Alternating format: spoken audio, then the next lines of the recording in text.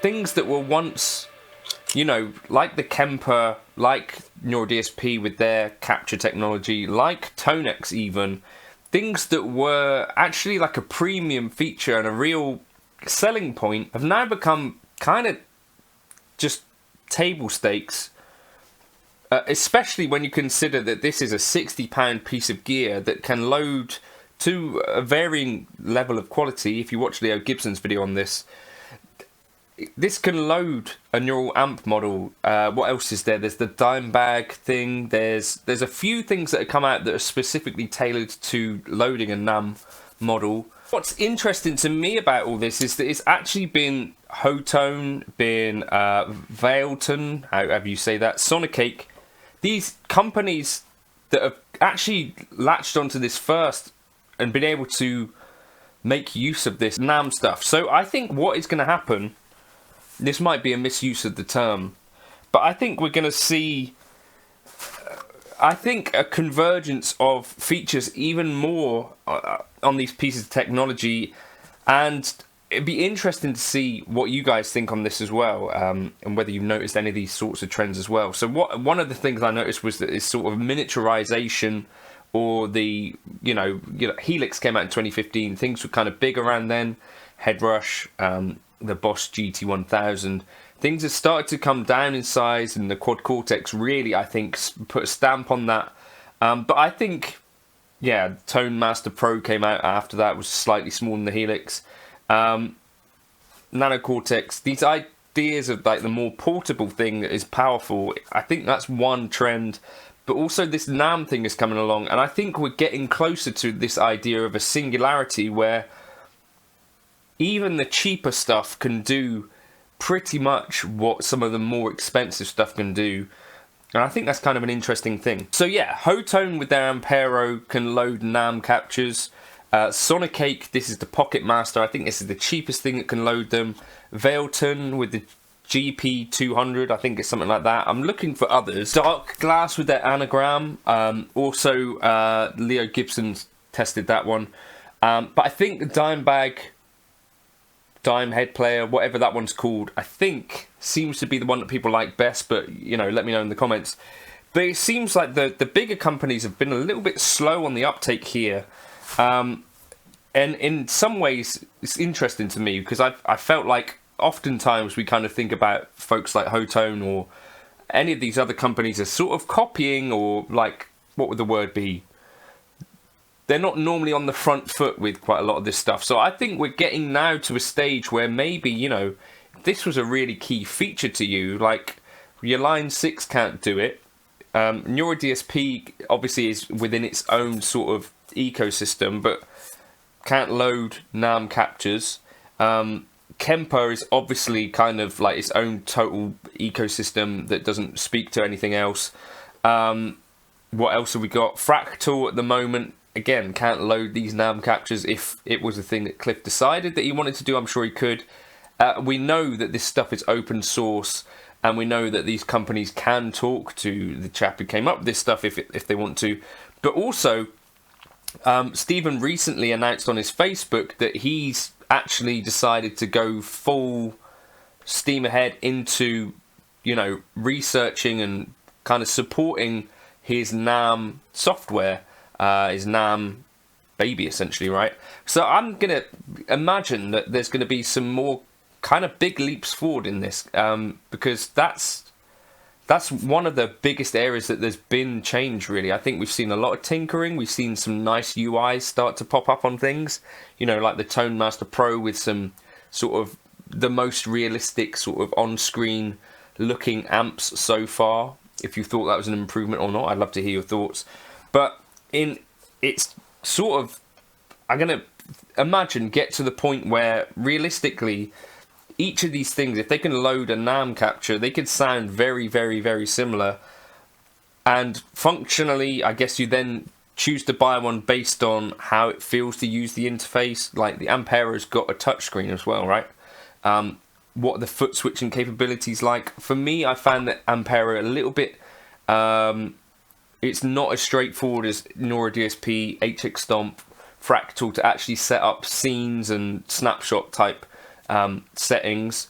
That's been a little bit confusing. There are some areas that I really think that these cheaper, I say cheaper, I guess I'm going to move to the phrase Eastern design things. I think there's areas where they're still trailing behind, even if in some other areas they have sort of breached what the Western companies are doing.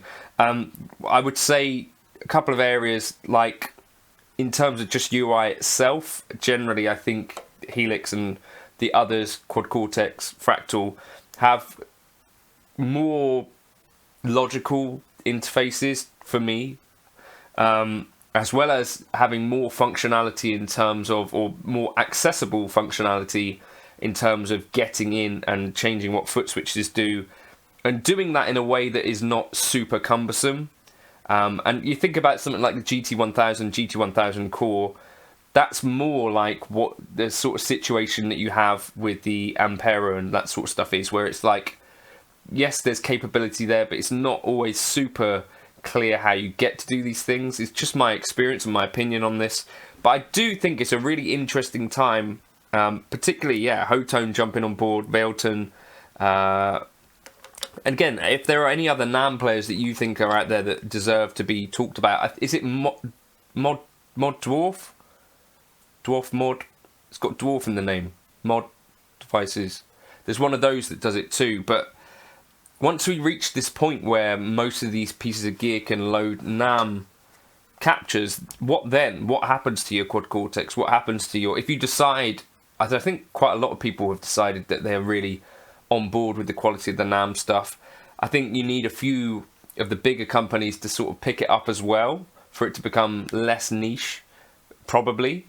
But then what are you left with? Like the quality of effects, and then how it's actually giggable, like how does the foot switching work?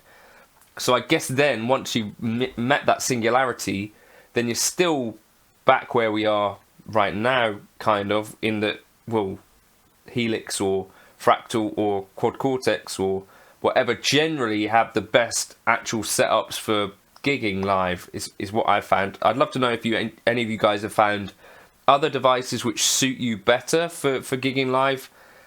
If you've found those, yeah, let me know in the comments, and let other folks know. I do get asked to demo Valeton stuff occasionally by you guys in the comments. I just don't have the time or necessarily money to go and buy all of these things. But if you do email these companies and say this guy is willing to work with you on this stuff, then I'm happy to check this stuff out, because I know that some of you guys, for whatever reason, want me to check out some of this stuff. So yeah, email the companies, I guess, is my best advice. But I think it's an interesting time, and be really interesting to see what happens next, because we're already now at the point where Hotone have sort of superseded the capabilities of some of what these other companies have done. Like the main big companies, none of them have figured out, or whether this is intentional or whether they're interested in it, none of them have figured out loading a NAM capture onto their branded devices. So that's kind of interesting to me. Let me know your thoughts in the comments. Is the singularity coming? Cheers.